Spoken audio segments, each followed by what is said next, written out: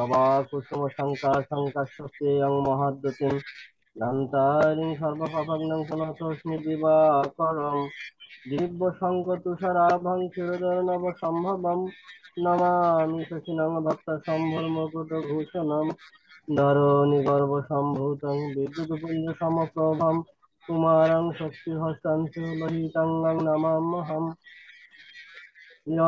কলিকা শ্যামং রূপেণ প্রতিমং বুধম সৌম্যং সর্বগুণপ্রেতং নমামি শশীনসুতম দেবতানাং ঋষীণাং চ গুরুং কনকসন্নিভম বন্ধভূতং ত্রিলোকেশং तं নমামি বৃহস্পতিম শ্রীমুকুন্দ মৃণালাভং দৈত্যানাং পরমং গুরুং সর্বশাস্ত্রপ্রবক্তারং ভার্গবং প্রণমাম্যহম নীলাঞ্জনচয়প্রখং রবিসুনুমগ্রয়ং ছায়াগর্ভসম্ভূतं বন্দে ভক্তশনৈশ্চরम् अर्धकायं महाघोरं चन्द्रादित्यविमर्दकं सिंहिकायसुतं रुद्रं तं राहुं प्रणमाम्यहं पलालधूमशङ्काशं कराग्रहविमर्दकं रुद्रं रुद्रत्वकं क्रूरं तं केतुं प्रणमाम्यहं दशनक्तमिदं स्तोत्रं यः पठेत् प्रजत शुचि दिवा वा যদি বা রাত্রৌ শান্তিস্তস্য ন সংশয়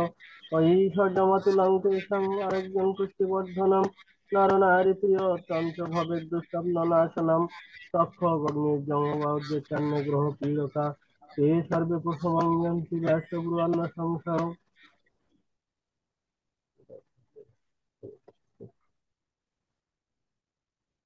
তো সনাতন অ্যাস্ট্রোলজিক্যাল কোচিং সেন্টার, অনলাইন জ্যোতিষ স্যার শিক্ষা। স্যার ধন্যবাদ স্যার।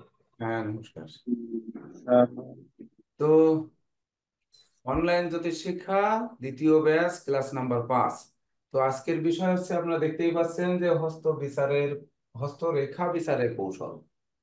তো হাত বিচার করতে আমরা যে দেখব, ধরুন হাতের রেখা কিন্তু আপনাদের শিখিয়ে দেওয়া খুব কষ্ট, আপনাদের শিখে নিতে হবে। তো সেই কৌশলগুলো শিখতে হবে, তারপরে হচ্ছে হাত বিচার করতে হবে। আমাদের কিন্তু মনে রাখতে হবে যে বিশ্বে যত কোটি মানুষ তত কোটি হাতের রেখা। বিশেষ করে যদি তাই না হবে, তাহলে দেখুন আমরা যে ফিঙ্গারপ্রিন্টটা দেই, এই ফিঙ্গারপ্রিন্ট কিন্তু একজনের সঙ্গে আর একজনের মেলে না। আর এক জায়গা হচ্ছে মেলে না, সেটি হচ্ছে চোখের যে রেটিনা, এটিও কিন্তু মেলে না। তো আমরা চোখ বিচার করা আমাদের দ্বারা সম্ভব নয়। তো আমাদের পেশা হচ্ছে জ্যোতিষশাস্ত্র। জ্যোতিষশাস্ত্রের দ্বিতীয় অস্ত্র হচ্ছে হস্তরেখা বিচার। সেই দ্বিতীয় অস্ত্র হস্তরেখায় আমাদের সেই রেখাগুলোকে খুঁজে বের করতে হবে। তো একজনের সঙ্গে আর একজনের রেখা জীবনেও মিলবে না। আরেকটি জায়গায় মিলবে না, সেটি হচ্ছে জিহ্বা, অর্থাৎ জিহ্বার স্বাদ। এই যে স্বাদের সঙ্গে কারোর সঙ্গে কারো মিলবে না। তো এই তিনটি জায়গায় একেবারে ব্যতিক্রম। আর হয়তো একজনের সঙ্গে আরেকজনের চেহারা মিলে যেতে পারে, একজনের সঙ্গে একজনের কণ্ঠস্বর মিলে যেতে পারে। কারণ আমরা সিনেমায় দেখেছি অনেক, বা যাত্রাতে দেখেছি অনেকের অনেকের অভিনয় কিন্তু করেন। আবার অনেক শিল্পীর গান অনেকে করছেন, সেগুলো করছেন। কিন্তু তাই বলে ওই শিল্পীর হাতের রেখা বা ওই যে ব্যক্তি গাইছেন ওনার হাতের রেখা কিন্তু এক নয়। এটি কিন্তু বুঝতে হবে। তো হাত দেখা শুরু করার ক্ষেত্রে আমাদের কি কি কৌশল অবলম্বন? প্রথমত দেখতে হবে আমাদের হাতের রেখার অন্তত আশেপাশে যে বইগুলো পাওয়া যায়, কোনো ভালো মন্দ জানার প্রয়োজন নেই। হাতের রেখার কোনো বই পেলে অন্তত 2-3টি বই প্রথম থেকে শেষ পর্যন্ত আপনারা পড়ে নেবেন।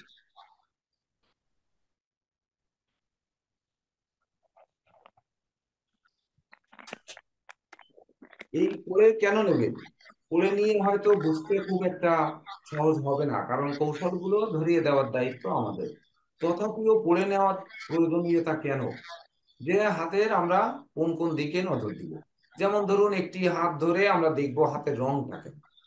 কারো হাতের রং দেখবেন গোলাপি, কারো হাতের রং লাল, কারো হাত কালচে, কারো হাত একটু নীলচে, বা কারো হাতে শিরা ভিসে আছে, কারো হাত মাংস টোপ টোপ খাওয়া।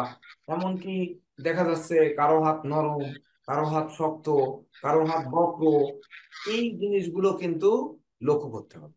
অর্থাৎ হাতের শ্রেণী বিন্যাসগুলো আপনাদের দেখবেন যে এই হস্তরেখার বইতে, বিশেষ করে হাতের ছবি এঁকে বাঁকা তেড়া বা সোজা এভাবে এঁকে এঁকে দেখানো আছে। কিন্তু রং তো আর করে দেখানো নেই, কারণ হচ্ছে রংটা ওখানে বলা আছে, রংটা কিন্তু আমাদের চিনে নিতে হবে। তো যখন আমরা একে অপরে বিভিন্ন জনের হাত দেখব, তখন ওখান থেকে কিন্তু ওই হাতের রংগুলো মিলিয়ে নিতে হবে। একটু সাউন্ড আসছে কোথা থেকে?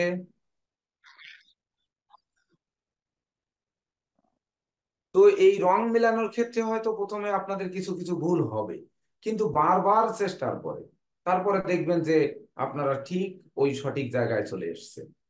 তো এই সঠিক জায়গায় আসার জন্য চেষ্টা করতে হবে, এবং বিভিন্ন হাতের রেখার বই তো পড়তেই হবে, এ ব্যাপারে কোনো দ্বিমত নেই। আমরা ক্লাসে যে কৌশলগুলো শেখাবো সেইগুলোর প্রতি তখন নজর দিতে হবে। তাহলে আমাদের কৌশলগুলো কি থাকবে? আমরা ধাপে ধাপে একটু কৌশলের দিকে যাই।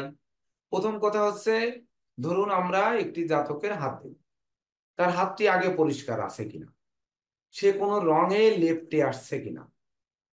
এমন হতে পারে না যে ধরুন এই লাল কালি দিয়ে আমি হাতে এ- একটি অক্ষর লিখেছি, শুধুমাত্র একটি অক্ষর। ধরেন এই যে আমার নাম, আমি এই কে লিখলাম, লিখার পরে এইটাকে দিয়ে ভালো করে ডলা দিলাম। এই, যদিও মার্কারি কলমের দাগ ওঠেনি, কিন্তু অনেক সময় দেখবেন এই লালচে আভাটা একটু চলে যাবে, বুঝতেই পারবেন না যে হাতটা একটু লাল হয়ে গেছে। বা প্রয়োজন নেই, আপনি লাল কালি দিয়ে দাগ দেওয়ার প্রয়োজন নেই। কোথাও কারো হাতে এভাবে একটা চড় মারুন, এই জায়গাটা কি ফর্সা মানুষের লাল হবে না? আপনারা হয়তো বুঝতে কষ্ট হবে, কিন্তু লাল হবে না। লাঠি দিয়ে একটা বেত দিয়ে বাড়ি মেরে দেখবেন প্রয়োজনে যে লাল হয় কিনা। তো হাতটাকে যদি 10-15 বার ঘর্ষণ করা হয়, ভালো করে, ভালো করে ঘর্ষণ করেন, দেখবেন হাতটার রং পরিবর্তন আসবে। আপনারা জায়গায় বসে খেয়াল করুন। তো যদি তাই হয়, তাহলে একটি লোকের হাত হচ্ছে ধরেন গোলাপি বা ফ্যাকাশে, সেই ব্যক্তি আপনার চেম্বারে ঢোকার আগে যদি ভালো করে হাতটা ভালো করে মর্দন করে, করে যদি আপনার সামনে হাত বেরিয়ে ধরে, তাহলে ওই হাতটি কি ধরেন তার প্রকৃত হাত, না ওই হাতটাকে কোনো রদবদল করেছে, এটি আমরা কিভাবে বুঝব?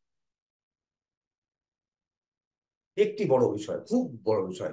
ভালো করে এভাবে কয়েকটা চড় মারলেন, হাত দেখেন এবার লাল হয়ে গেছে। হবেই, আপনারা নিজে যাচাই করে দেখবেন। আর বিশেষ করে মেয়েদের হাত তো কথাই নেই, তাদের হাতে যদি ঠিক এভাবে কয়েকটা চড় মারা হয়, লাল টকটক করবে, অন্তত পক্ষে আধা ঘন্টা তো এটা রাখা সম্ভব। তাহলে আমরা কিন্তু ওই শ্বেত ফ্যাকাশে রং, গোলাপি রং কে লাল রং ভেবে বিচার করে দিব, এটি কিন্তু ভুল হয়ে যায়। তখন আমাদের কি করতে হবে, এটি কিন্তু একটি বিশেষ কৌশল অবলম্বন করতে হবে। কি করতে হবে? ধরুন আমাদের সময় ক্ষেপণ করতে হবে। প্রথম আগে হাতটা দেখলেন, আপনারা হাতটা দেখলেন, দেখার পরে দেখছেন যে আরে বাপরে টকটক করছে। তাহলে কি করতে হবে? ধরুন আমরা কিন্তু প্রথমে বলেছি যে তার একটু জন্ম তারিখ নেওয়ার চেষ্টা করি। ধরুন জন্ম তারিখ যে জানে না সেই তো হাত দেখাতে আসছে, তো এবার জন্ম তারিখ পেল না, সে দিতে পারলো না। তাহলে জন্ম তারিখ পেল না, আজকে কোন তারিখে উনি হাত দেখাতে আসছে, আজকের তারিখটা আমি লিখি। লেখার পরে একটু সময় গেল, আজকের বারটা লিখলাম, এটিকে একটু নিউমারোলজি করলাম। যেমন এই 26/4/2024, 26 মানে 8, 4 মানে 4, 2024 মানে 8, এইটাকে যোগ করে হলো 2, আজকে শুক্রবার 6 = 8। এতে একটু সময় ক্ষেপণ হলো। এইবার তার নামটি লিখলেন, বাবার নাম লিখলেন, মায়ের নাম লিখলেন, তিনটি নাম আপনি পরপর লিখলেন। এটা জিজ্ঞেস করতেই পারেন, কারণ আপনার জ্যোতিষ মানে আপনাদের কাছে কিন্তু বিশেষ করে নিউমারোলজিস্ট রয়েছে, জ্যোতিষশাস্ত্রের একটি অঙ্গ। তাছাড়া ধরেন অ্যাস্ট্রোলজি, যেটা হোরারি বিচার বা গোচর বিচার, এটিও কিন্তু আপনাদের হাতে রয়েছে। তো জন্ম তারিখটি নিয়ে, ওই জন্ম তারিখ নয় মানে উপস্থিত তারিখটি নিয়ে আপনারা সেই সময় নিয়ে একটি গোচর প্ল্যানেট তৈরি করলেন। সময় কিন্তু বইছেই, সময় কিন্তু যাচ্ছে, আপনাদের কিন্তু গোচর প্রয়োজন। সেই ক্লাসগুলো পরে আসবে যে গোচর বিচার দিয়ে আমরা উপস্থিত মাত্রায় কি বিচার করব। যে একটি জাতকের যখন বিচার করব, তখন জন্ম প্ল্যানেট এক পাশে বসাবো, গোচর প্ল্যানেট এক পাশে বসাবো, তারপরে হাতের রেখা এক পাশে নিব, এখান থেকে কোন কোন গ্রহ শুভ কোন কোন গ্রহ অশুভ, কোন কোন গ্রহ সম বা মধ্যম, এটিকে কিন্তু তখন ধারাবাহিকভাবে নিব। তো সেই ধারাবাহিক পর্যায়ে যাওয়া পর্যন্ত আমরা কিন্তু ক্লাস করে পারিনি। তো যখন ক্লাস করে পারিনি, আমাদের হাত দেখা আমরা শুরু করতে যাচ্ছি। তো তখন এই সময় ক্ষেপণ আপনারা ওই গোসল প্ল্যানেটটি তৈরি করবেন। তো গোসল প্ল্যানেটটি তৈরি করলেন, নিউমারোলজিটা করলেন। এইবার তার নাম হচ্ছে প্রদীপ কুমার মণ্ডল। এইবার বাবার নাম ধরুন হয়তো স্বপন কুমার চক্রবর্তী। এইবার মায়ের নাম ধরুন তন্নি হালদার। এই তিনটি নাম লিখলেন, নামের নিউমারোলজি করলেন। নিউমারোলজি করলেন আপনারা, এ থেকে জেড পর্যন্ত বর্ণমালার মান মনে হয় আপনাদের দেওয়া হয়েছে, সেটি করলেন। করার পরে ওখান থেকে কিন্তু তিনটি গ্রহ আসছে। এইবার সময় অনুযায়ী কিন্তু আপনি লগ্নও পাচ্ছেন, সময় অনুযায়ী তার একটা চন্দ্রের অবস্থান পাচ্ছেন, প্লাস একটি প্ল্যানেট আপনারা পাচ্ছেন ওই সময়ের গোচর প্ল্যানেট। এটি দেখতে দেখতে এইবার আর একবার একটু হাতটা নিলেন। যদি হাতের রঙের পরিবর্তন হয়, তাহলে বুঝবেন যে অবশ্যই সে চাপড়ে রং তৈরি করে নিয়ে আসছে। বুঝতে পেরেছেন? আর যদি না পরিবর্তন হয়, তাহলে যা ছিল তাই। এইবার দেখবেন যে আপনারা হাতের ক্ষেত্রে যখন দেখছেন যে ধরুন এই যে চিহ্নিত করা আছে, দেখেন 1 নাম্বার হাত, এখানে এই বৃদ্ধাঙ্গুলির বয়রি দেওয়া আছে, তর্জনী আঙ্গুলের ত দেওয়া আছে, মধ্যমা আঙ্গুলের ম, অনামিক আঙ্গুলের অ, কনিষ্ঠ আঙ্গুলের ক। আর কি আছে দেখুন, শুক্রের ক্ষেত্র এইটা বৃদ্ধাঙ্গুলি গোড়ায় এস দেওয়া আছে। এই যে বৃদ্ধাঙ্গুলির গোড়া এবং বৃহস্পতির পর্বের মাঝখানে আর দেওয়া আছে, মানে রাহুর ক্ষেত্র। এই তর্জনী আঙ্গুলের গোড়ায় আছে বি দেওয়া, বৃহস্পতির ক্ষেত্র। মানে মধ্যমা আঙ্গুলের গোড়ার পর্ব এটা দেওয়া আছে আপনার গোড়ার পর্বের নিচে, শনির ক্ষেত্র এস। অনামিকা আঙ্গুলের গোড়ায় দেওয়া আছে আর, অর্থাৎ রবির ক্ষেত্র। কনিষ্ঠ আঙ্গুলের গোড়ায় বুধের ক্ষেত্র বি দেওয়া। মঙ্গলের ক্ষেত্র ঠিক এই মাঝখানের অংশকে 2 ভাগে ভাগ করে, মানে 3 ভাগে ভাগ করবেন।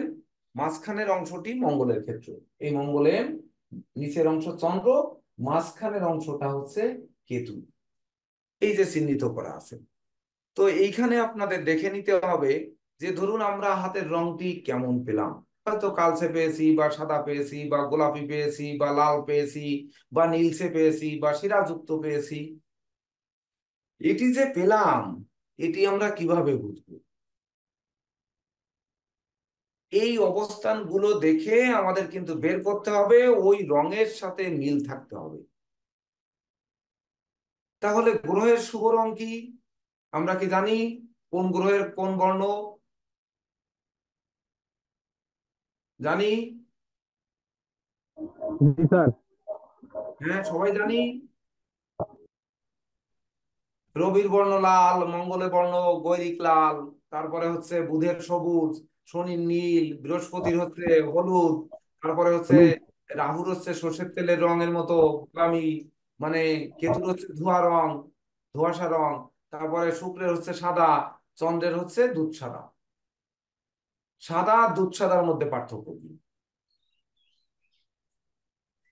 হ্যাঁ, সাদা আর দুধ সাদার মধ্যে পার্থক্য কি? এটা আমরা জানি। হ্যাঁ, এই কাগজের বর্ণটা কিন্তু দুধ সাদা। কেন? এর ভিতর ঘোলা আছে, অর্থাৎ দুধের ভিতর ঘোলা আছে। বুঝতে পেরেছেন? এটা ঘোলা আছে। আর যে সাদা একবারে চকচকে সিল্কি সাদা, সেটা হচ্ছে প্রেস সাদা। আমাদের কিন্তু এখানে উল্টে গেছে, শুক্রের অংশ দুধ সাদা, চন্দ্রের অংশ হচ্ছে সিল্কি সাদা। সাদা গ্লাস, মানে চন্দ্র তরল, সমুদ্রের জল, তো ওই জল সাদা, সাদা জল, জলের কোনো রং নেই, যে পাত্রে রাখবে সেই পাত্রের রং ধারণ করবে। এবার একটি সাদা গ্লাসে রাখলেন, মানে এই দুধ সাদা গ্লাস, দুধ সাদা গ্লাস মানে কাঁচের গ্লাসের মধ্যে রাখলেন, রাখলে কি হবে? ওই দুধ সাদাই কিন্তু দেখাবে। কিন্তু জলের মতো স্বচ্ছ যে সাদাটি, ওই সাদাটিকে আমরা ধরবো চন্দ্র। আর দুধের মতো সাদা, মানে কাগজের মতো যে সাদা, এটি ধরবো শুক্র। তো তখন আমরা এইখানে যদি কোনো গ্রহের ক্ষেত্র, আমাদের সন্দেহ তীর কিন্তু ওইখানে যাবে, যেহেতু আপনারা পামিস্ট। আপনারা হাতটি যখন ধরবেন, কোন গ্রহটা হাতে শুভ আর কোন গ্রহটা অশুভ এর একটু নির্ণয় কিন্তু করতে হবে। শুভ গ্রহ সবসময়ের জন্য ফুটে উঠবে, আর অশুভ গ্রহ সবসময় চেপে দেবে।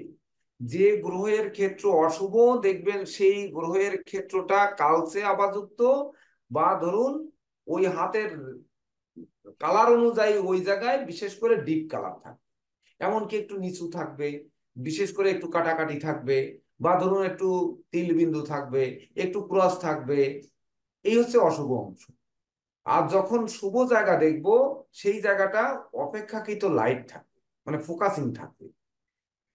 তাহলে আমরা ওই শুভ গ্রহের গুণটা যখন বলবো, আর যে জায়গাটি আমরা ডার্ক পাচ্ছি ওই জায়গার অশুভত্ব যখন বলবো, এই দুটোর মধ্য থেকে যদি ওই হাতের রঙের বর্ণের সাথে মেশে, ভালো করে বুঝুন কিন্তু, রঙের বর্ণের সঙ্গে যদি মিলিত হয়, এই জন্য 5টি বই ধরেন পড়লেন, তখন বুঝবেন যে ইনার হাতের রংটি এই বর্ণ ছিল, সে কোনো কিছু দিয়ে তৈরি করেনি। কোনো কিছু লাগবে না, সামান্য একটু উম, গুঁড়ো ব্লু, একটু ব্লুর গুঁড়ি যদি সামান্য একটু নেওয়া হয়, নিয়ে হাতে ভালো করে ঘষে হাতটাকে যদি বারবার ধুয়ে আসা হয়, জ্যোতিষ কেন, জ্যোতিষের বাপেরও ধরার সামর্থ্য নেই যে তার হাতটা নীলচে কালার না আসলে নীল বানিয়ে আনছে। আমি বানিয়ে নেব, আপনারা ধরুন, তারপরে বুঝবেন। যদিও এই ধরনের মানসিকতা ধরেন পাবো না, কিন্তু জীবন চলার পথে একজন দুজন যে পাবো না এটা কিন্তু ভাবলে বলবো। যেখানে দেখো ছাই, উড়িয়ে দেখো তাই, পাইলে পাইতে পারো অমূল্য রত্ন। তো এই ছাই যেমন উড়িয়ে দেখে, ঠিক তদনুরূপ আপনি যখন জ্যোতিষ হবেন, আপনার আশেপাশে কিন্তু লোকজন আগ্রহান্বিত থাকবে, তারাই পাঠিয়ে দেবে যে এই তুই এইভাবে হাতটা নিয়ে যে দেখা যায় তো, দেখি তোকে কি বলে। আবার পরে আর একদিন, মাস তিনেক পরে বলবে কি, এইবার সাধারণ হাত নিয়ে যা তো দেখি কি বলে। যদি জ্যোতিষের 2 রকম বলা হয়ে যায়, তাহলে বুঝবে যে ও ধোঁকাবাজি শিক্ষা শিখেছে, সঠিক শিক্ষা শেখেনি। তখন তারাই কিন্তু ফলাও করে প্রকাশ করবে আমাদের বিরুদ্ধ দিকটি। এই বিরুদ্ধ সাইটগুলো যাতে ফলাও করে প্রকাশ করতে না পারে, তার জন্য সনাতন অ্যাস্ট্রোলজিক্যাল কোচিং সেন্টারের সংকল্প যে এখানকার শিক্ষার্থীরা ওই জিনিসগুলো ধরতে পারে। বোঝাতে পেরেছি? বুঝতে কি কষ্ট হলো? তা সেই ধরার জন্য আমাদের কিন্তু বারবার চেষ্টা করতে হবে, বারবার।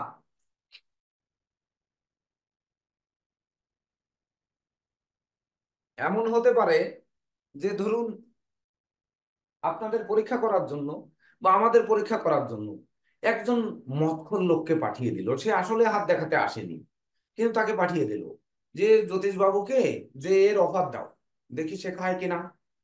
একটি বিড়ি খাওয়ার অফার দাও, দেখি খায় কিনা। একটি পান খাওয়ার অফার দাও, দেখি খায় কিনা। মানে অন্যদিকে বা এক্সট্রা টাকা দাও, সে নেয় কিনা। কারণ আপনার ফি আছে হয়তো 100 200 500 টাকা, আপনাকে 1000 টাকা দিল, যে খুশি হয়ে আমি 1000 টাকা দিলাম। এই যে খুশি হয়ে 1000 টাকা দিল, নাকি উনি এই 1000 টাকা দিয়ে ডকুমেন্টস নিয়ে গেল যে আপনি লোভী মানুষ, ঠিক আছে 1000 টাকা দিছেন, আপনি রেখে দিছেন। এইটা যে ফলাও করে প্রকাশ করবে না, তার প্রমাণটা কি, সেটা আগে ভাবতে হবে। দুটি চোখ, আমাদের দুটি চোখ, আরেকটি চোখ আছে জ্ঞান চক্ষু। আমি বলবো জ্যোতিষ হতে গেলে এই 3টি চোখেও কুলাবে না, মাছির মতো সমস্ত মাথায় চোখ বানাতে হবে। যখনই আসলো যে আমার ভিজিট হচ্ছে 500 টাকা, লোকটি কেন 1000 টাকা দিয়ে যাচ্ছে, সে বললো আমি খুশি হয়ে আপনাকে দিয়েছি। এই বাজারে কেউ টাকা খুশি হয়ে দেবে? দেবে এই বাজারে?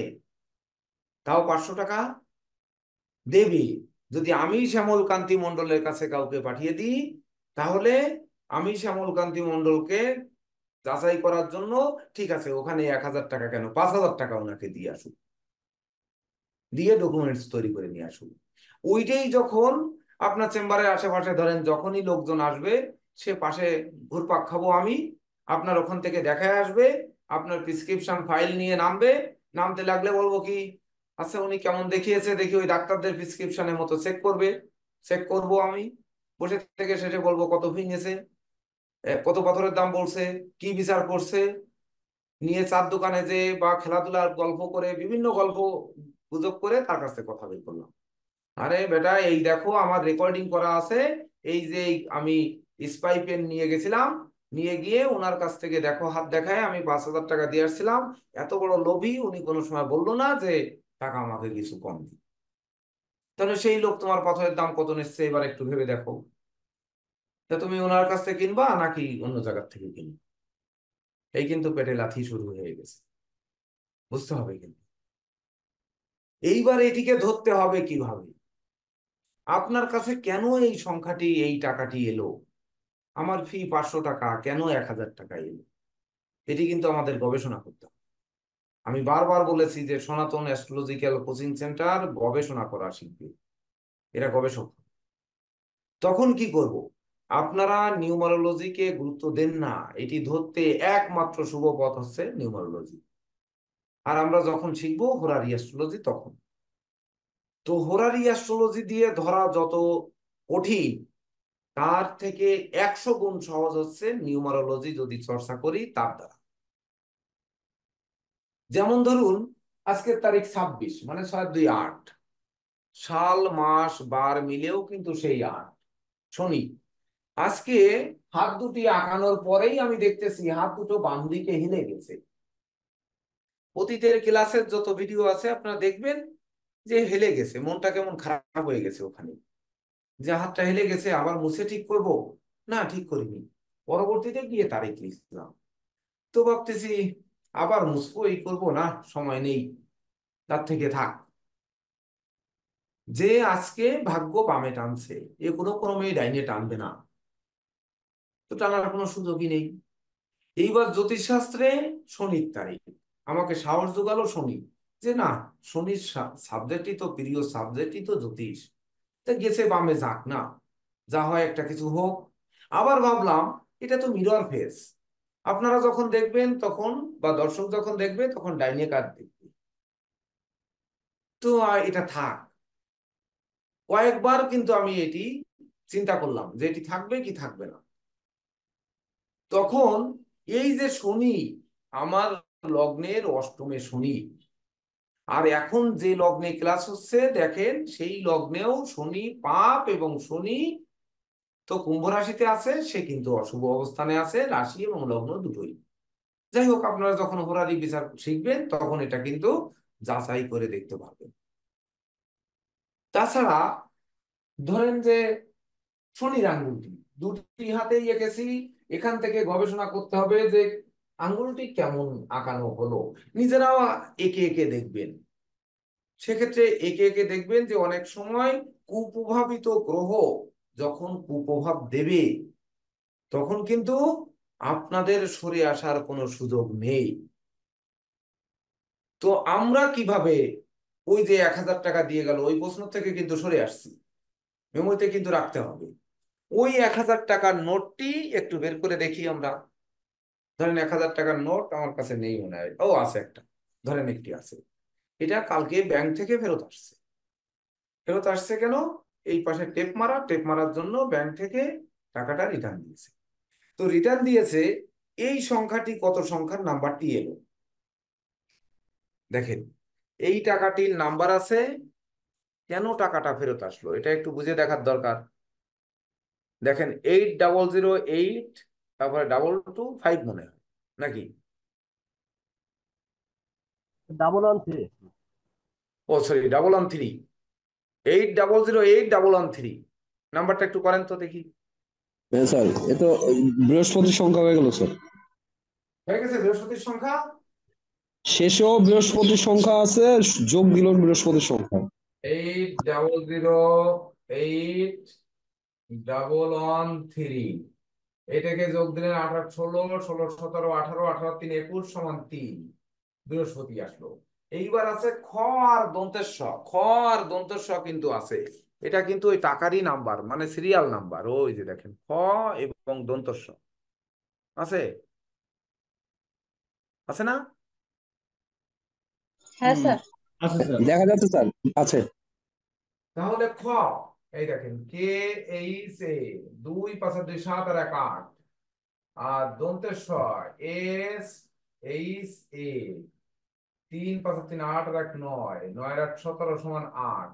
এই 8 আর 3 11, এর সাথে যোগ করেন ওই 8, 8 আর 3 11 সমান 2। দেখেন পরিবর্তন, এটাকে পরিবর্তন করতে হবে। সুজন কালকে ব্যাংকের থেকে ফোন দিয়ে বলতেছে যে টাকা জমা দিতে আসছি, কিন্তু একটা টাকা টেপ মারা। আমি বললাম কেমন টেপ মারা? টাকাটা আমি দুবার গুনিয়ে দিলাম। তা বলছে হ্যাঁ আগামাথা টেপ মারা। আমি বললাম তা চালিয়ে দিতে পারবে না? না। তোমার কাছে 1000 টাকা আছে? আছে। যদি থাকে তাহলে ওখান থেকে 1000 টাকা দিয়ে এসো, দিয়ে চলে এসো। এই সকালবেলায়, কালকে তো আর দেখা হয়নি, ও জমা দিয়ে বাসায় চলে গেছে। বিকালে আমি চেম্বার করি না, বিকালে ওরা অন্য কাজে গেছিল। আমি সকাল সকালে কালকে বাসায় চলে গেছি। তো সকালে এখন কিন্তু এই রেকর্ডিং চালু করতে এসে এই টাকাটা দিল। আমি নাম্বার টাম্বার দেখিনি। এই যে 2, মানে এই যে 2 এলো, এই 2 হচ্ছে বলছে তুমি এটিকে পরিবর্তন করো। মানে এখন বাংলাদেশ ব্যাংকে দাও, বাংলাদেশ ব্যাংক খুঁচিয়ে খুঁচিয়ে ফেলে দিক, অন্য জায়গায় আর চলবে না। তার মানে এই যে পরিবর্তন, চন্দ্র পরিবর্তনশীল গ্রহ, মমত্ব সৃষ্টিকারী গ্রহ, স্নেহ মায়া মমত্ব এগুলো চন্দ্রের কারক। তো 1000 টাকা যখন দিয়ে আপনি বাংলাদেশ ব্যাংকে দিয়ে 900 টাকা পাবেন, বাংলাদেশ ব্যাংকের সামনে যারা সে 1000 টাকা নেয়, মায়া লাগবে না? আবার আপনি যে বাংলাদেশ ব্যাংকে কাগজ লাগিয়ে টেপ উঠিয়ে লাইন দিয়ে দাঁড়াবেন, সেই সময়ও আপনাদের নেই, তাতেও আপনার এক্সট্রা খাটতে হচ্ছে। ফলাফল মাথায় যে মনোকষ্টটা দিচ্ছে, দিচ্ছে না? তো তদনুরূপ ওই যে ব্যক্তি যে ফিসের টাকাটি দিল, বেশি দিয়ে শত্রুতা করলো না বেশি দিয়ে আমার সাথে হৃদ্রতা করলো, এটি কিভাবে ধরবো?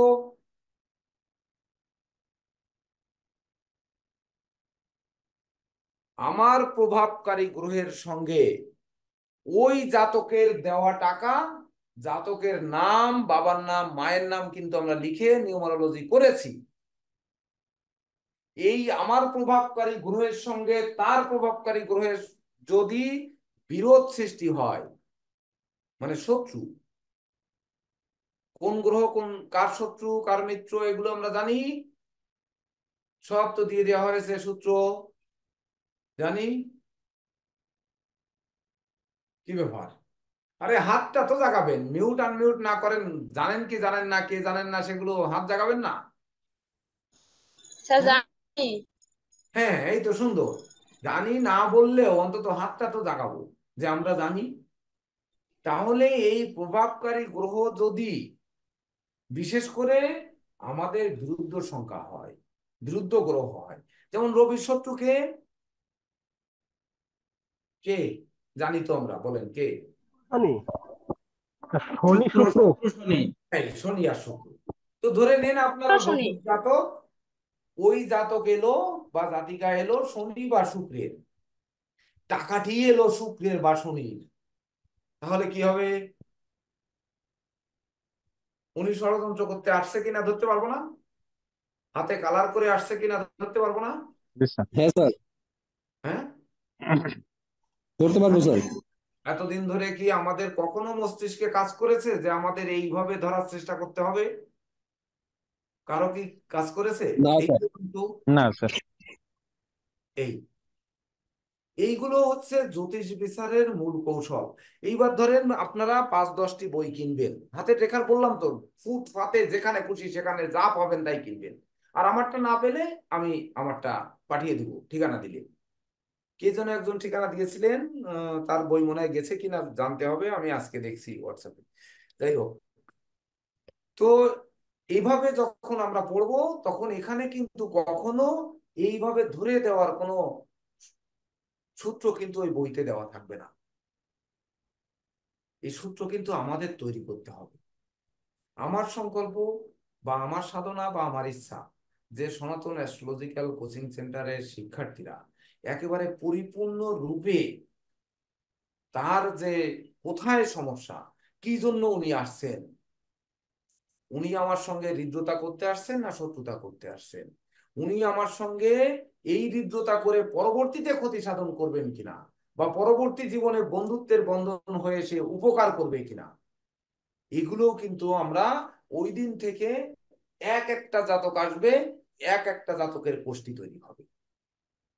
যার জন্য কিন্তু আমি বারবার বলেছি যে আমরা নতুন অবস্থায় যখনই যার বিচার করব, সব সময়ের জন্য একটা বড় টালি খাতা রাখতে হবে।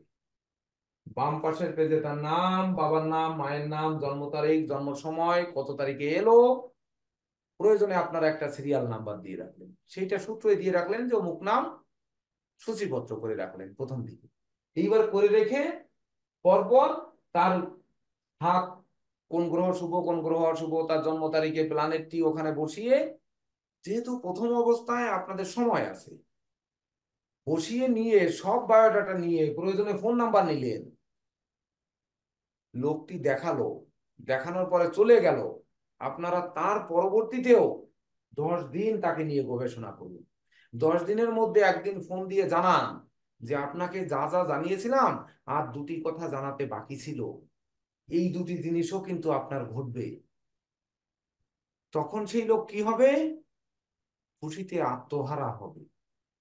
কারণ আমাদের এখন সময় আছে, আমরা শিক্ষার্থী, আমাদের কাছে একজন লোক আসবে, মানে ধরে নিতে হবে দিনে হয়তো একজন আসছে, তো দিনে আমরা অফিস টাইম মিনিমাম 8 ঘন্টা করব, তাহলে একটি লোক এলো, আমরা তাকে সময় দিয়েছি আধা ঘন্টা। এইবার বাকি 7.5 ঘন্টা কিন্তু আমার রয়েছে, ওই 7.5 ঘন্টা ধরে আমি বাসায় বসে বসে তার গবেষণা করব, করে নিয়ে আর আরেকটি নোট রেখে দেবো, আবার ডান পাশে পেজ ফাঁকা থাকবে। ওই যে সূচিপত্র আমরা করে রাখতেছি যে অমুক নাম, প্রথমে এত পৃষ্ঠা, তখন উনি যদি আবার 6 মাস 1 বছর পরে আসে, তখন ওই সূচিপত্র দেখে ওই পৃষ্ঠাটাকে আবার খুঁজে বের করলাম, বা ওনাকে যে প্রেসক্রিপশনটা দিয়ে দিছি ওখানে তারিখ দেওয়া আছে, আপনার খাতায়ও তারিখ দেওয়া আছে, ওই তারিখ অনুযায়ী ওটি খুঁজে বের করলেন। ওখানে কিন্তু অত গবেষণা কিন্তু তার প্রেসক্রিপশনে আপনি দেননি, কারণ আধা ঘন্টা সময় দিয়েছেন, কতটুকু দিবেন, কিন্তু গবেষণা কিন্তু করে রেখেছেন আপনি এখানে। সেই গবেষণাকে টেনে তুলে যখন পরের দিন তাকে বলবেন, তখন কিন্তু তার স্যাটিসফাইড বেশি করতে পারবেন সেই জাতককে। এটাও কিন্তু হাত বিচারে বা জ্যোতিষ বিচারে বসার আগের একটি বিশেষ কৌশল। তো তারপরে, আমি হ্যাঁ বলেন। শুনতে পাচ্ছেন স্যার? হ্যাঁ পারছি পারছি। আচ্ছা, ও আমি যেটা বলতে চাইছিলাম, আর একটু মেধা খাটালেও আপনার ওটা নিয়ে এরকম লোক পাওয়া যায়। আমি গত সপ্তাহের আগের সপ্তাহে আপনার এরকম একটা লোক পাইছি, ঢাকার লোক। সে আনম্যারিড লোক, বিয়ে করে নাই, আমি কিন্তু তাকে দেখি নাই। এটা একটু সবাই মানে জানার জন্য খুব বেশি প্রয়োজন। সে আমাকে বলছে আপনি কি ঢাকা বসেন? তা আমি বলছি বসি, বোল্ডলি বলে ফেলছি বসি। কোথায় বসেন? এখানে বসি। আপনি কোথাকার লোক? আমি ঢাকার লোক। তো এখানে কোথায় থাকেন? হাজারীগঞ্জে থাকি। তখন তো ঠিক আছে, আপনি কি আমাকে দেখাবেন? যে হ্যাঁ দেখাবেন। তো আপনার কথা বললো, যে আপনি কি উনার শিষ্য? যে হ্যাঁ আমি উনার শিষ্য। তা আমি চিন্তা করলাম যে, তা বলছে যে আপনার ঠিকানা আজ যেখান থেকে পাইছেন ওখান থেকে আপনি করেন, চলে আসেন। তো উনি বলছে যে আমি ঘোড়াবাড়ি বা আপনার বন বিভাগের অফিসের মোড় আমি চিনি না, আমি ঢাকার লোক কিন্তু হাজারীগঞ্জে থাকি। হাজারীগঞ্জ আর মানে বন বিভাগ অফিস তো আপনার মানে সামান্য ডিস্টেন্স, হয়তো 200-300 হাত এরকম হবে। তো পরিশেষে আমি উনাকে বললাম যে আমি তো আজকে আপনার ওটা নিয়ে আপনাকে সময় দিতে পারবো না, আপনি কালকে আসেন। আমি একটা নির্দিষ্ট টাইম দিছি, এর মধ্যে আমি ব্যক্তিগতভাবে একটু প্রিপেয়ার হয়ে নিয়েছি। তো উনি ওই দিন করলো কি, বলছে যে আমি একটা অন্য জায়গায় গেছি, অন্য জায়গায় মানে সেটা একটা 2-3 কিলোমিটার দূরে গেছি। তা আমি চিন্তা করলাম যে এই লোক আপনার ওটা নিয়ে এখানে আসবে বলে বললো, 5টায় আপনার টাইম দিছি, 5:30 বাজছে, 6টা বাজছে, এখন আপনার সে 2-3 কিলোমিটার দূরে চলে গেল, ওখানে চিনলো কি করে? আমি একটু মেধা খাটালাম, মেধা খাটাইয়ে আমি উনাকে বললাম যে ঠিক আছে, আপনি যখন আসেন তখন আমাকে ফোন দিয়েন। আমি চেম্বারটা বন্ধ করে সোজা চলে গেছি আপনার হাজারীগঞ্জের মুখে সলিলদার ওখানে একটা মিটিং ছিল। তো পরে উনি বলছে যে আমি ট্যাক্সি নিয়ে আসতেছি। তেমন যে ঠিক আছে আসেন। আসেন বলছি, আর তখন বলছে যে আমি বলছি যে আপনি হাজারীগঞ্জের মুখে আসেন, আমাকে পাবেন। তা অর্থাৎ আমি ডাউট করছিলাম যে আগে যে উনি আমাকে টেস্ট করার জন্য আসতেছে। যখন সলিলদার এখানে বসালাম, আমি বলছি যে আমার একটা গুরুত্বপূর্ণ মিটিং আছে, আপনি এখানে আসেন। সলিল বাবুর নাম টাম বলি নেই, গোলদি বলছি এবং ঠিকানাটা বলছি। ওখানে গিয়ে সলিল বাবু তো অবাক। অবাক মানে উনিও অবাক। অবাক মানে ওই লোকটা আপনার সলিল বাবুকে দেখাইয়ে গেছে 1 সপ্তাহ আগে। হুম। এখন আমাকে তখন জিজ্ঞেস করতেছে যে আপনি ওস্তাদ না উনি ওস্তাদ। তো সলিল বাবু বলতেছে যে আমার দিকে চেয়ে আছে। তা আমি বলছি যে উনি ওস্তাদ, কথা বুঝছেন? তো সলিল বাবু যা বলার বলছে, যে এই লোক তো আমাকে দেখাইয়ে গেছে, এই ব্যাপার। তো দেখেন আপনার ওটা নিয়ে ঢাকার লোক চিটাং আসি আপনার মানে কি করতেছে। কারণ আমি জানি যে হাজারীগঞ্জে এত জ্যোতিষ, তাহলে তাকে আমি চিনি না, জানি না, শুনি না, কিছু না, কিন্তু তাকে আমি ধরে ফেলছি। ধরে ফেলছি মানে তার কথা দিয়ে তাকে ধরছি, ওগুলো তো আর বুঝতে পারি নাই। কিন্তু তার কথার মোড়ে আমার মেমোরিতে আপনার ওটা নিয়ে আসছে যে এই লোকটা আমাকে যাচাই করে আসছে, যাচাই করার জন্য আসতেছে, বা আপনার আমাকে নিশ্চয়ই আপনার কোনো না কোনো একটা মানে কিছু ব্ল্যাকমেল করার জন্য আসতেছে। এটা আমি মেমোরিতে যেটা আনছি সেটাই অ্যাকুরেট হয়েছে। এই দেখছেন, এর জন্য দরকার সংকল্প, এর জন্য দরকার সাধনা। যেমন ধরুন, আমার হাতের রেখার বইটি যদি আপনাদের কাছে থেকে থাকে, তাহলে দেখবেন যে প্রথম প্রকাশ হয়েছিল 1লা বৈশাখ 1417। 1লা বৈশাখ 1417। তো এই যে 1417 সাল আর আজকে 31 সাল, 14 বছর আগে যখন এই হাতের উপরে যে মানে হাতের রেখার বইয়ের উপরে যে ছবিগুলো দেওয়া, তখনকার সময়ের আমার কূটবুদ্ধি, মানে এটা সুবুদ্ধি বলবো না, যে কূটবুদ্ধি, যে কি হাতের রেখার বইয়ের উপরে হাতের ছবি দিতেই হয়। তো কি দিব? হাতের ছবি দিব। এইবার হাতের ছবি যখন দিব, তখন দেখুন এই হাতগুলো আমার মেয়ের হাতের ছবি। আমার মেয়ের বয়স তখন 1 বছর হয়নি, বুঝলেন? তো ছবিগুলো যাতে বোঝা না যায়, স্ক্যানারে পরে হাত জোরে চেপে ধরে, আর ও তো ছোট মানুষ এমনি চেপে ধরবে, চেপে চেপে ধরে ছবি তুলেছি। দেখেন বোঝাই যায় কিন্তু চেপে ধরে তোলা হুম। জি যায়। জি স্যার। ধরুন অনলাইনে আপনাদের কাছে হাত দেখাবে, তো এইবার হাতের ছবি পাঠালো আপনাদের কাছে। তো হাতের ছবি পাঠালো, ছবি ওই রকম চেপে ধরে স্ক্যান করে পাঠালো। কোন গ্রহের ক্ষেত্র উঁচু, কোন গ্রহের ক্ষেত্র নিচু, কোন গ্রহের ক্ষেত্র সম, এটা কিভাবে বুঝবো? হুম, বলেন। এটি কিন্তু একটি বিশেষ বিশেষ বিশেষ বিষয়, যে কিভাবে আমরা ধরবো যে এই কোন ক্ষেত্রটি উঁচু, কোন ক্ষেত্রটি নিচু। তাছাড়া ধরুন যখন ক্যামেরা আবিষ্কার হয়নি, হাতে হাতে মোবাইল ক্যামেরা যখন আসেনি, তখন মানুষ কি করতো? হাতের ছাপ নিয়ে আসতো। দেশ বিদেশে থাকতো, হাতের ছাপ নিয়ে আসতো। হাতের ছাপ কিভাবে আনতো? ওই হাতে কালি মাখায় কাগজের পরে ছাপ দিয়ে নিয়ে আসতো। নিয়ে আসতো না? আমরা কিন্তু প্রথম জীবনে যখন চেম্বার করেছি, তখন কিন্তু ওই যে সিল প্যাড আছে না, ওই বড় সিল প্যাড রেখে কিন্তু ওই জাতক জাতিকার হাত ওই সিল প্যাডের উপরে কালি ভালো করে মাখায় এই খাতার উপরে ছাপ্পা মারা মেরে রেখেছি, যে ওনার হাতটিতে কি কি রেখা দেখলাম, এটা পরে গবেষণা করা। আচ্ছা, ওই ছাপ্পা দেখে কি বোঝা যাবে যে কোন ক্ষেত্র উঁচু, কোন ক্ষেত্র নিচু? বোঝা যাবে? হ্যাঁ যাবে। স্যার। কিন্তু যাবে। ওই যে আমি যেদিন ছাপ রেখেছি, সেদিন তো আমি লিখে রেখেছি কোন গ্রহ শুভ, কোন গ্রহ অশুভ, লিখে হুম। রেখেছি। আমি যদি লিখে না রেখে শুধু ছাপটা রাখতাম, তখন কিন্তু বোঝা যেত না। এইবার আমরা তো বইতে পড়বো বৃহস্পতির ক্ষেত্র উঁচু থাকলে এই হয়, নিচু থাকলে এই হয়, সম থাকলে এই হয়। সমটা কিন্তু বইতে কম থাকবে, থাকবে হচ্ছে উঁচু থাকলে কি হয়, নিচু থাকলে। নিশ্চিত। এইবার শনির ক্ষেত্রে উঁচু থাকলে এই হয়, নিচু থাকলে এই হয়।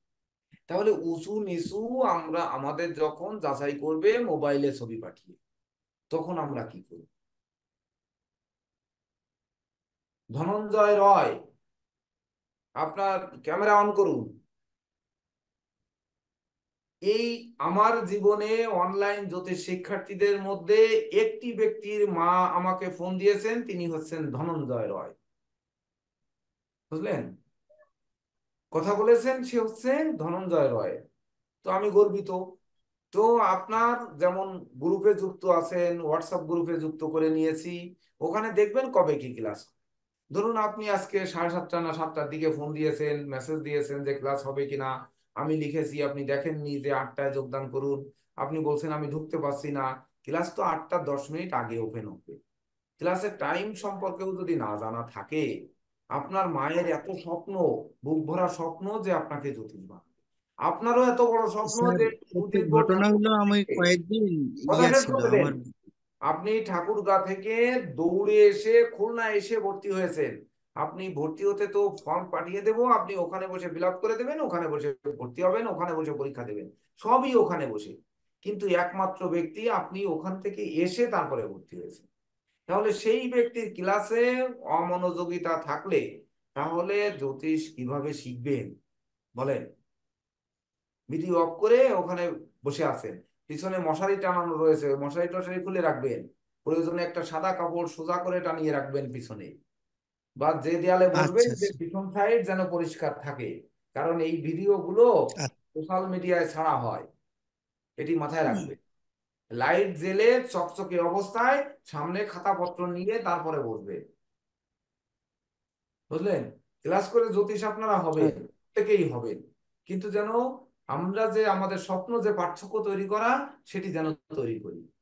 আজকে যেগুলো বলা হচ্ছে আপনাদের জীবনে এগুলো কিন্তু আর বলা হবে না। এটা একবার ক্লাসের কিছুই হয়নি, কিন্তু যা হয়েছে এইগুলো কিন্তু কোনো গ্রন্থে কেউ কোনোদিন জীবনে শিখাবে না, গ্রন্থে তো পাবেনই না, আর কেউ শিখাবে না। বুঝছেন? স্যার, আমি একটু দুঃখিত যে আমার ইয়া বাসন্তী পূজাটা নিয়ে খুব চিন্তিত ছিলাম, তার কারণে রেগুলারই বাসন্তী হতে পূজা তো পারে। হয়ে গেছে, বাসন্তী পূজায় তো আমরা ক্লাস ছুটিই দিয়ে হ্যাঁ, দিচ্ছি। এখন আমি পূজা টুজা শেষ হয়ে এখন ফ্রি হয়ে গেছি, তো এখন আর তাহলে সমস্যা নেই। মহামায়া তো আচ্ছা, আমি আপনাকে আশীর্বাদ করে রেগুলারই তখন দিয়েছেন, এখন তো সবকিছু আপনি করব। মন ভরে শিখবেন। আপনি নিজে পূজা করেছেন, তাহলে আপনার দুশ্চিন্তা কেন বলেন? ঠিক আছে। তো তাছাড়া আমরা যখন একটি হাত দেখব, আমরা কিন্তু আপনাদের চিহ্নিত করে দিয়েছি যে তর্জনী, মধ্যমা, অনামিকা, কনিষ্ঠ আঙ্গুলের 12টি রাশি চিহ্নিত করে দিয়েছি। তো ধরুন হাত দেখে আমরা একটি রাশি নির্ণয় করতে পারছি না, কিন্তু রাশিটির কাছাকাছি যেতে পারছি। তার যে বৈশিষ্ট্য বলতেছি, বৈশিষ্ট্য অনুযায়ী ওই জাতকের কোন রাশি কি হতে পারে এটার একটা ধারণা আমরা কিন্তু নিয়ে নিচ্ছি। হতে পারে সেটি 19-20 হতে পারে, মেষ আর বৃশ্চিক হয়ে যেতে পারে, কারণ মঙ্গলের দুটি গৃহ আমরা আগে ক্লাস করেছি। বা শুক্র বৃষ এবং তুলা হয়ে যেতে পারে, কারণ তুলার বৃষের মধ্যে কিছু বৈশিষ্ট্য সমবৈশিষ্ট্য রয়েছে। ধরুন মিথুন বা কন্যা হয়ে যেতে পারে, আবার ধরুন ধনু বা মীন হয়ে যেতে পারে, ধনুর জায়গায় মীন, মীনের হ্যাঁ, জায়গায় ধনু হয়ে যেতে পারে, মকরের জায়গায় কুম্ভ, কুম্ভের জায়গায় মকর হয়ে যেতে পারে। এটা হতেই পারে। তো এটিকেও কিন্তু আমাকে খুঁজে বের করতে হবে যে আমাদের ওটি হলো কেন। তার জন্যই কিন্তু ওই নোটগুলো রাখতে হবে। তারপরে হচ্ছে আপনার আসলো তাদের হাত দেখাতে, হাতটি দেখতে হবে যে আমরা হাত দেখতেছি। দেখার সময় যেহেতু ক্লাসের টপিক কিন্তু হস্তরেখার বিচারের কৌশল, অর্থাৎ উনি আসছে হাত দেখাতে, তখন আপনারা হাতটি ধরবেন কিভাবে? ধরা তো ধরুন এভাবে ধরবেন, চাপ দিবেন, এই এই চাপ দিলে যাতে ভাঁজগুলো পড়ে, হাতের ভাঁজগুলো যাতে দেখা যায়। এইবার ধরুন এভাবে ধরে চাপ দিবেন এই ভিতরের দিকে, এই ভিতরের দিকে, এইভাবে যাতে ক্ষেত্রগুলো উঁচু নিচু হয়। আবার এইভাবে ধরে চাপ দিয়ে টন টন করবেন যাতে ক্ষেত্রগুলো পরিপূর্ণরূপে বোঝা যায়। তো এভাবে বোঝার পরে এইবার দেখবেন হাতটি নরম, শক্ত, মধ্যম নাকি, এটি বোঝার জন্য হাত শক্ত বানানোও কিন্তু কোনো ব্যাপার না, নরম বানানোও কোনো বিষয় না। আপনাদের কাছে আসার সময় এমন এমন কেমিক্যাল রয়েছে, দেখবেন যে হাতে লাগিয়ে দিলে অমনি হাতটা শক্ত হয়ে যাবে, বর্তমান যুগে বেরিয়ে গেছে।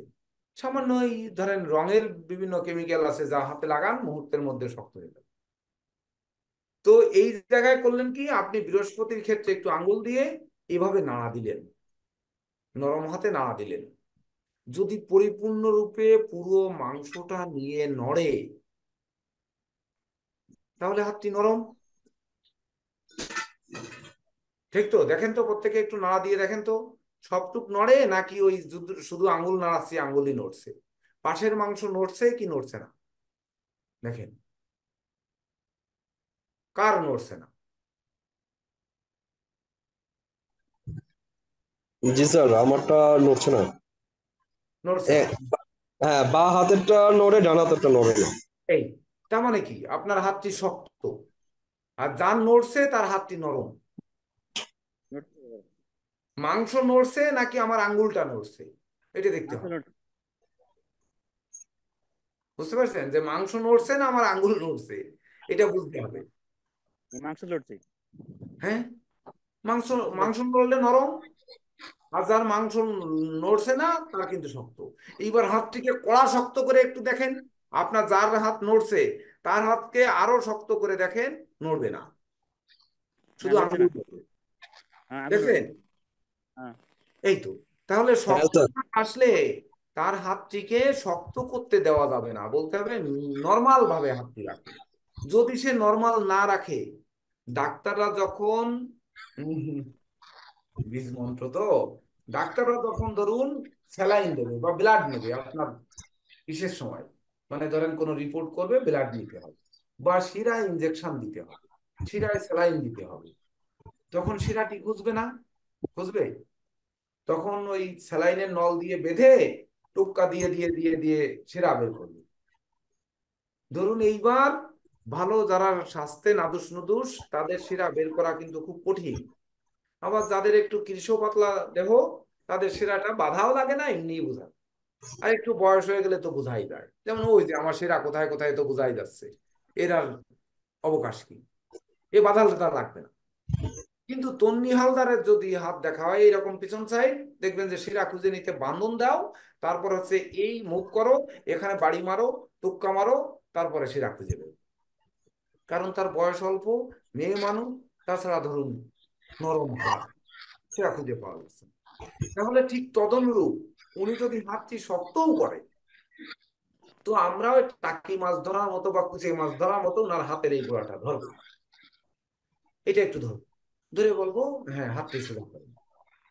তারপরে আমরা এক হাত দিয়ে এই হাতটি ধরবো গলা ধরার মতো, ধরে তারপরে আমরা আঙ্গুল দিয়ে নাড়া দিয়ে দেখবো মাংসটি নড়ে কি নড়ে। এর থেকে আমরা বুঝবো যে তার হাতটি শক্ত না নরম না মধ্যম, ওখান থেকে কিন্তু বুঝে আসবো। কারণ শক্ত হাতের ভাগ্য একরকম আমরা ধরেছি, নরম হাতের ভাগ্য একরকম কিন্তু লেখা আছে, মধ্যম হাতের ভাগ্য একরকম লেখা কিন্তু আছে। তাহলে শক্ত হাত দিয়ে আমরা কিন্তু জানি যে শক্ত হাত দিয়ে কোনো কিছু ধরা যায় না। নরম হাত, যেমন টিকটিকির হাত নরম, ওরা উপরের দিক ধরে রাখতে পারে, নিচে ঝুলে থাকে। বাদুরের হাত নরম, ওরা মরে যায় কিন্তু হাত ছাড়ে না। বাদুরকে গুলি করে মারবেন, দেখবেন ওরা ওই ডাল ধরে রেখেছে। সাউন্ড আসে কোথা থেকে? প্রদীপ বাবু আপনি মিউট করে রাখুন তো। এই যে মানে বাদুর ধরে রাখছে, জীবন চলে গেছে, কিন্তু উনি কিন্তু হাত ছাড়ছে না। এই যে ছাড়ছে না মানে কি, তার হাত নরম, টিকটিকি উপর হিমাংশু মিত্র, থেকে রাখছে, আপনি একটু মিউট করে রাখুন। তার হিমাংশু মানে বাবু, নরম। আর মিউট করে রাখুন একটু। হ্যাঁ, তো এই যে নরমের কারণে তারা উপরের দিকে থাকছে কিন্তু যাচ্ছে না। এই ভাগ্যগুলোকে যদি আমরা আলাদা করতে পারি, উপরন্ত ভাগ্যফল প্রত্যাশীর কোন রকম ষড়যন্ত্র বা কোন রকম মানসিকতায় কোনো কিছু আছে কিনা, এটাকে যদি আমরা ধরতে পারি, তখন কিন্তু হব আমরা প্রকৃত জ্যোতিষ, প্রকৃত পামিস্ট।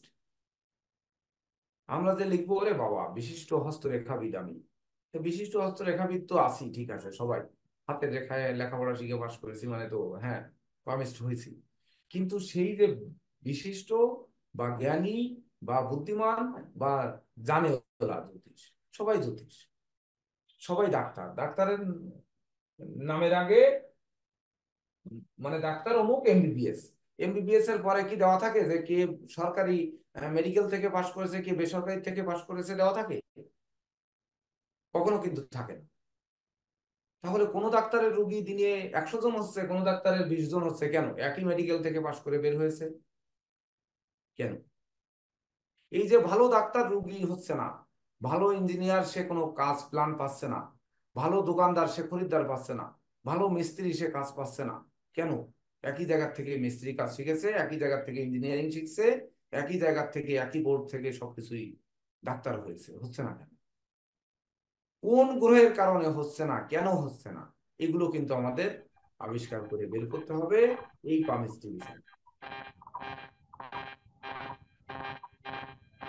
বুঝতে পারছি তো? এ পর্যন্ত বুঝতে কষ্ট হয়েছে? দেবাশিস দাদা, আপনি মিউট করুন।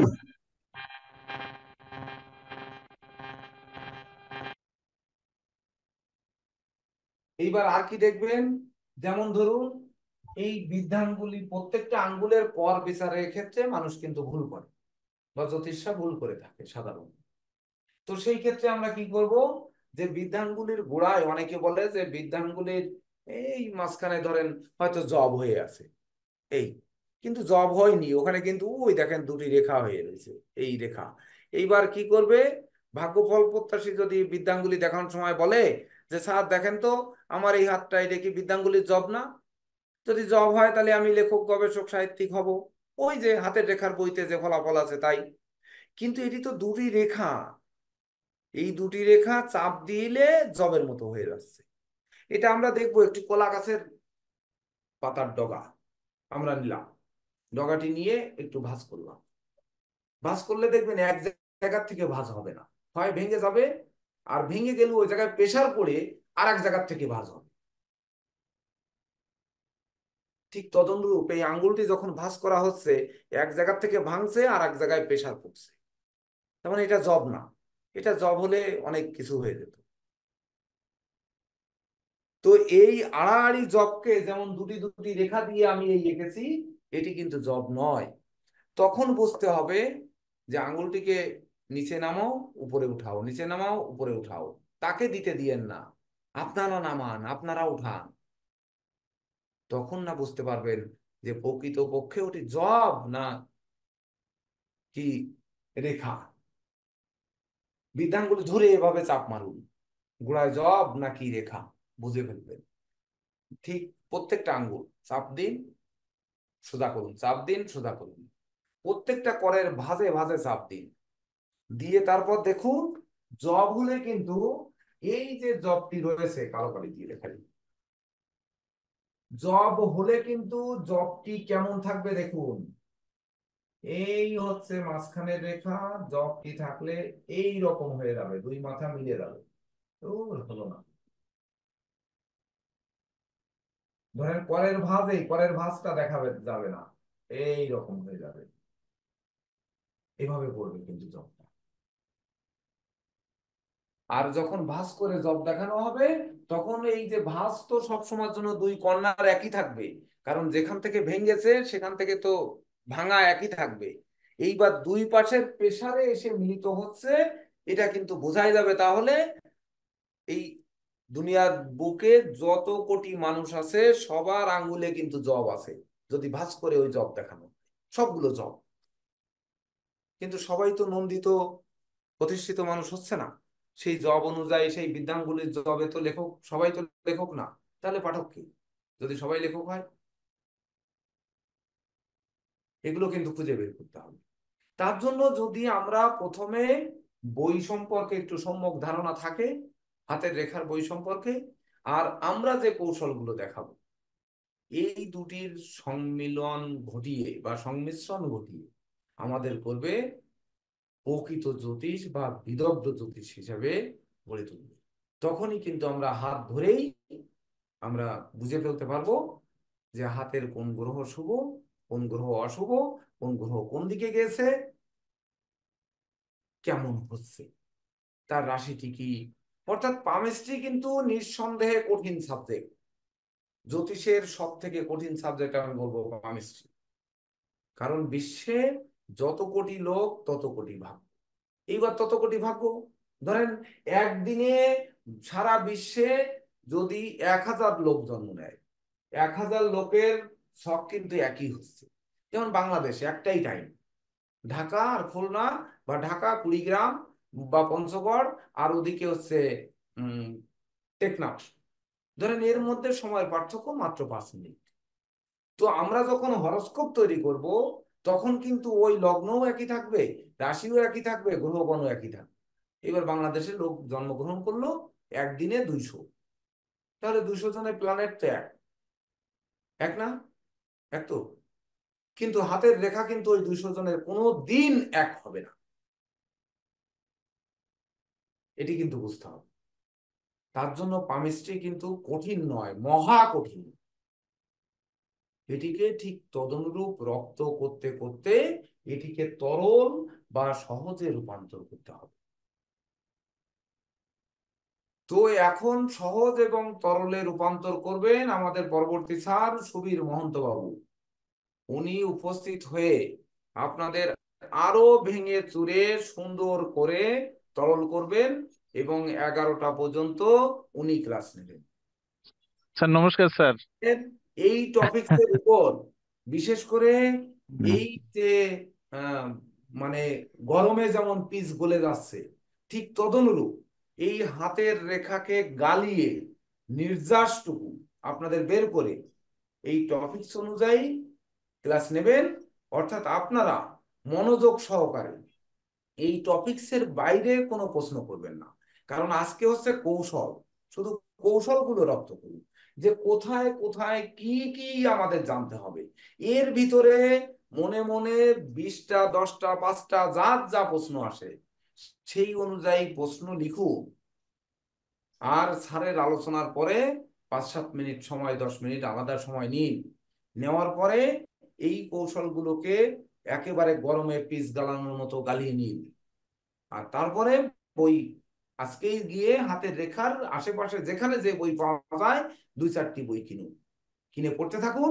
তারপরে ক্লাস নিয়ে আমরা উপস্থিত হব যে হাতের রেখা কোন রেখা কোন দিকে গেলে কি হয়, কোন ক্ষেত্র কি হয়। তারপরে ধরুন আয়ু রেখা, শিরোরেখা, ভাগ্য রেখা, হৃদয় রেখা, বিবাহ রেখা, বা প্রত্যেক রেখা নিয়ে, ব্যবসা রেখা, প্রভাব রেখা, মণিবন্ধ রেখা, এগুলো নিয়ে নিয়ে ধারাবাহিকভাবে আপনাদের ক্লাসে বুঝিয়ে দেওয়া হবে। তো আপনারা স্যার মনোযোগ নমস্কার স্যার।